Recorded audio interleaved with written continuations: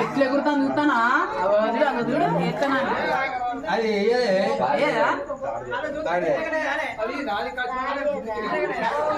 నల్లా ఉన్నా నా దూకితే నికాలియా మేడం ఎన్ని కప్పలు వెళ్ళినా బిడ్డ అందుకే కూర్చున్నా చల్లకుంటే మంచిగానే ఉన్నది రొక్కుతారు దానికి 2 కడుపులు ఉన్నాయి